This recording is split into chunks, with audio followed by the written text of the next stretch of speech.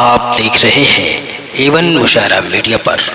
محترم حضرات، مفتی صاحب نے ساری باتیں بتا دی ہے کہ احترام ولی یہی دین ہے، احترام ولی یہی مذہب ہے، احترام ولی یہی دین کی پہچان ہے۔ جس دل میں غوث ہیں، جس دل میں حسن و حسین ہیں، وہی تو دین ہے، وہی تو اسلام ہے۔ ڈاکٹر اقبال سے کسی نے یورپ میں پوچھا تھا کہ اسلام ہے کیا چیز، دین ہے کیا چیز، مذہب ہے کیا چیز؟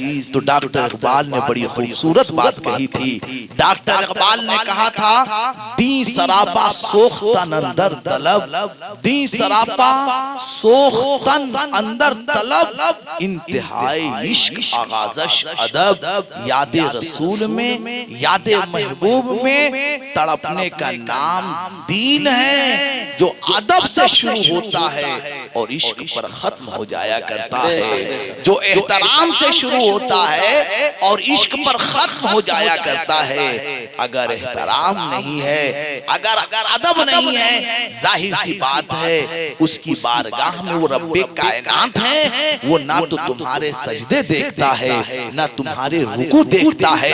ہم کیا کر رہے ہیں اس کی نگاہ ہمارے سجدے پر نہیں ہوتی ہے، ہمارے دلوں پر ہوتی ہے۔ اللہ کے نبی ارشاد فرماتے ہیں، انما الاعمال بالنیات، اعمال کا دار و مدار نیت پر ہوتا ہے، اسی لیے کرنے پر ثواب نہیں ہے، نیت پر ثواب ہے۔ نماز پڑھ رہے ہیں، مقصد کیا ہے؟ اگر مقصد ہے دنیا دیکھے، زمانہ دیکھے، ہم زکات دے رہے ہیں، مقصد ہے زمانہ دیکھے، عمل کر رہے ہیں، مقصد ہے زمانہ دیکھے۔ اگر ہم تہجد پڑھ رہے ہیں، تلاوت کر رہے ہیں، مقصد ہے کہ زمانہ دیکھے، زمانہ احترام کرے، زمانہ تعظیم کرے، زمانہ ادب کرے۔ تو سرکار فرماتے ہیں، خدا کو ایسے عمل کی ضرورت نہیں ہے، خدا کو ایسے عمل کی حاجت نہیں ہے۔ ایسے عمل کل میدان محشر میں غلیظ، گندے، نجس کپڑے میں لپیٹ کر تمہارے منہ پہ مار دیے جائیں گے۔ وہاں تو صرف احترام دیکھا جا رہا ہے، خلوص دیکھا جا رہا ہے، وہاں تو صرف تعظیم دیکھی جا رہی ہے، وہاں تو صرف دل کی تختی پڑھی جا رہی ہے۔ بڑی خوبصورت بات کہی ہے، نہ صورت دیکھی جاتی ہے نہ سیرت دیکھی جاتی ہے، وہاں تو مانگنے والے کی بس نیت دیکھی جاتی ہے، وہاں تو صرف نیت دیکھی جا رہی ہے، وہاں تو صرف نیت کی تختی پڑھی جا رہی ہے۔ آؤ ذرا دیکھو، جس عبد القادر جیلانی رضی اللہ تعالیٰ عنہ کی بارگاہ میں آپ آئے ہو، وہ معمولی ہستی نہیں ہے نا۔ 40 سال تک عشاء کے وضو سے فجر کی نماز جس نے پڑھی ہو، اس کا نام ہے غوث اعظم۔ 25 سال تک جس نے جنگل کی گھاس کھائی ہو، اس کا نام ہے عبد القادر جیلانی۔ جس کے باپ نے 22 سال کی عمر میں ایک سیب کھا لیا ہو، 12 سال تک نوکری کیا ہو، محض اس لیے کہ ہم نے ایک سیب کھایا ہے۔ سوچو وہ کردار کتنا پاک ہوگا۔ لفظوں میں بیان کرنا آسان ہے، شبدوں میں بیان کرنا آسان ہے، سن لینا آسان ہے، سمجھ لینا آسان ہے، لیکن عمل کرنا، زمین و آسمان کو ملانا تو آسان ہے، عمل کرنا بہت مشکل کام ہے۔ آج کیا حالات ہیں ہمارے، ذرا محاسبہ کرو۔ ہم نے بڑی تیزی سے کہہ دیا، 22 سال کی عمر ایک سیب کھایا تھا، آپ چل کے گئے ہیں 12 کلومیٹر، تلافی مانگ رہے ہیں، معافی مانگ رہے ہیں۔ اے دنیا میں بہت کوئی ایسا جاباز نمازی تو ملیں گے، ایک سے ایک تہجد گزار تو ملیں گے، ایک سے ایک امامہ پوش تو ملیں گے، لیکن جب اس فیلڈ میں آؤ گے تو سب ننگے نظر آئیں گے، سب خالی نظر آئیں گے، سب خالی نظر آئیں گے۔ واہ رے غوث اعظم، کیا شان ہے تمہاری، تمہارے باپ کا کردار اتنا اونچا، تمہارے باپ کا کریکٹر اتنا اونچا۔ ایک سیب تو انہوں نے کھایا تھا، 12 سال نوکری کیا ہے، اور 12 سال کے بعد جب مدت پوری ہوئی تو ایک مجرم کی طرح کھڑے ہوئے، ایک پاپی کی طرح کھڑے ہوئے، ایک گنہگار کی طرح کھڑے ہوئے۔ عبداللہ سومئی کی بارگاہ میں ہاتھ جوڑ کر کہتے ہیں، ایسا نوجوان جس کے چہرے پر نور ہو، کردار میں نور ہو، ہو، نظر میں نور ہو، گفتار میں نور ہو، تقریر میں نور ہو، درس و تدریس میں نور ہو۔ 60 سال تک غوث اعظم نے حدیث پڑھائی ہے، بخاری شریف 60 سال تک پڑھائی ہے۔ اب 60 سال میں جو بھی پڑھا ہے وہ کوئی صرف عالم ہی نہیں رہ گیا ہے، بلکہ عالم کر رہا ہے، وہ کتب رہا ہے، ابدال رہا ہے۔ ایسے شخص کے والد کا کردار، آج ہمارا کردار کتنا برا ہے، آج ہمارا اخلاق کتنا گر چکا ہے۔ ایک سیب تو بہت دور کی بات ہے، اگر پوری دنیا مل جائے تو بھی ڈھکار لینے کے لیے تیار نہیں ہے۔ آج ہم مومن ہیں، نمازی تو ملیں گے، تمہیں غازی تو ملیں گے گفتار کے، لیکن کردار کا غازی یہ بننا بہت مشکل ہے۔ اور عبادت کا سارو دارو مدار، عبادت کا دارو مدار صرف اور صرف رزق حلال پر ہے، عقل حلال پر ہے۔ ایک مجرم کی طرح کھڑے ہوئے معاف کر دو، کہا معاف تو کر دیتا لیکن ایک شرط اور ہے۔ کہا وہ شرط کیا ہے؟ کہا شرط یہ ہے کہ میری ایک بیٹی ہے، آنکھوں سے معذور، زبان سے معذور، ہاتھ سے معذور، پاؤں سے معذور، کان سے معذور، دماغ سے معذور، صرف ایک زندہ لاش ہے، لاش۔ اگر تم اپنا جیون ساتھی بنا لو، اگر تم اپنا ہمسفر بنا لو، اگر تم اپنا شریک حیات بنا لو، اگر تم اپنی زوجیت میں شامل کر لو، اگر میری بیٹی کا سہارا بن جاؤ، میری بیٹی کا آسرا بن جاؤ، میری بیٹی کا جیون ساتھی بن جاؤ، تو میں تمہیں معاف کرنے کے لیے تیار ہوں۔ ایسی عورت، ایسی بیٹی، ایسی لڑکی، ایسی شہزادی، ایسی دختر نیک اختر، ہاتھ نہ ہو، پاؤں نہ ہو، آنکھیں نہ ہو۔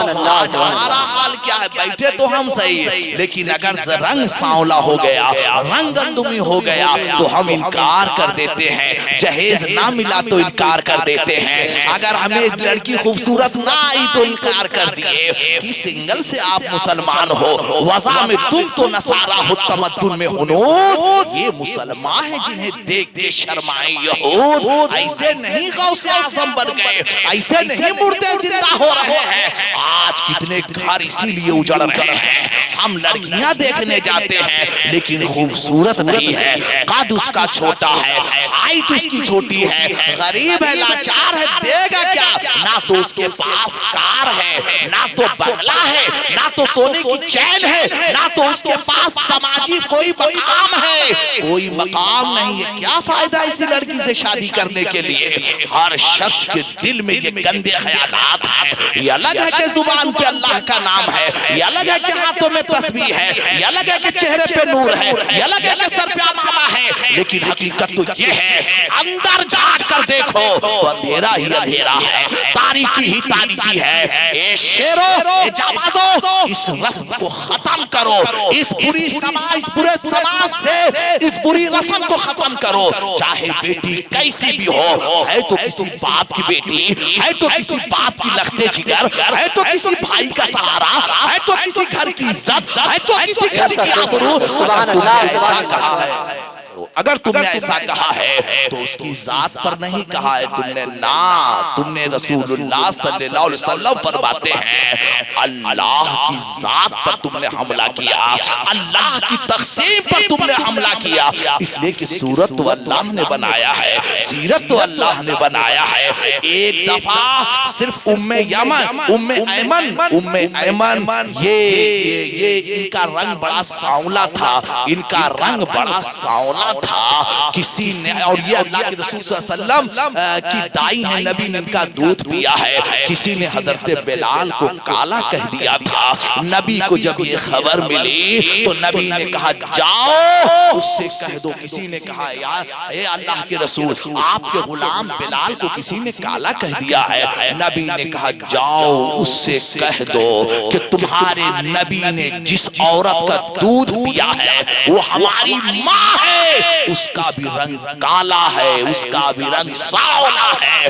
اتنا کہنا تھا، وہ لاجواب ہو گئے، وہ حیران و استعجاب میں ڈوب گئے۔ اب سوچو، یہ گندی سوچ ختم کرو، کتنی کڑی شرط رکھا ہے سامنے والے نے۔ آنکھ سے اندھی ہے، پاؤں سے لو لگڑی ہے، ہاتھ سے لولی ہے، اس کا ذہن و فکر سب بیکار ہو چکا ہے، ایک زندہ لاش ہے، ہر چیز سے معذور ہے۔ کہنا آسان ہے، کرنا بہت مشکل ہے۔ واہرہ نواہر نوجوان، تیرے کردار کو سلام، تیری تہذیب کو سلام۔ نوجوان نے جب سنا، کہا ایک چھوٹی سی شرط پہ تم معاف کر دو گے؟ کہا مان جاؤ، تم میری بیٹی کا سہارا بن جاؤ، ہم تمہیں معاف کر دیں گے۔ مسکرا کے کہا مجھے یہ سودا منظور ہے، مجھے یہ سودا مقبول ہے، مجھے یہ سودا منظور ہے۔ ایسے نہیں ڈاکٹر اقبال نے کہہ دیا ہے، خدائے لم یزل کا دست قدرت تو زباں تو ہے، یقین پیدا کرے غافل کے مغلوب گما تو ہے۔ پرے ہیں چرخ نیلی فام سے منزل مسلمان کی، فرشتے جس کی گردے راہ ہے وہ کارا تو ہے۔ کہنا آسان ہے، کرنا بہت مشکل ہے۔ تیار ہو گئے، رات کی تاریکی میں پہنچتے ہیں، قرآن کی آیتوں کی آواز، قرآن کی آیتیں سنی ہیں، احترام سے کھڑے ہو کر سلام کیا، قدم پیچھے آ گئے، قدم پیچھے ہٹ گئے، ساری رات روتے رہے، صرف اس لیے کہ غیر محرم کی آواز کانوں میں پڑی ہے، صرف اس لیے کہ غیر محرم پر نظر پڑ گئی ہے، ساری رات روتے رہے۔ وہ آنکھیں کتنی پاک ہوں گی، وہ کان کتنے پاک ہوں گے، 22 سال کی عمر، یہ طہارت، یہ تقدس، یہ پاکیزگی، یہ تقوی، یہ عمل، ساری رات وہ نوجوان روتا رہا۔ کیا اس کی رگوں میں خون نہیں ہے؟ کیا ان کی رگوں میں دھڑکتا ہو خون نہیں ہے؟ کیا ان کے سینے میں دھڑکتا ہوا دل نہیں ہے؟ لیکن کیا طہارت، ساری رات روتے رہے۔ اذان فجر ہوئی، نماز پڑھے، حضرت عبداللہ سومئی آ گئے، دیکھا داماد تو گھر کے باہر بیٹھا رو رہا ہے، پوچھے شہزادے کیا حال ہے؟ کہا کیا بتائیں، سر اٹھایا، اللہ کا نور برس رہا ہے، ہم نے کبھی رویا نہیں ہے، سجدوں سے نور تھوڑی آتا ہے، نانا، جب تک سجدوں میں خلوص نہ پیدا ہو، جب تک سجدوں میں چاشنی نہ پیدا ہو، جب تک نمازوں میں لذت نہ پیدا ہو، جب تک رونق نہیں آتی ہے۔ اگر رونق آتی ہے تو رزق حلال سے آتی ہے، جھوٹ سے بچنے پر آتی ہے۔ حرام کھائیں، کہیں چہرے پہ رونق آئے، کبھی ایسا ہو نہیں سکتا۔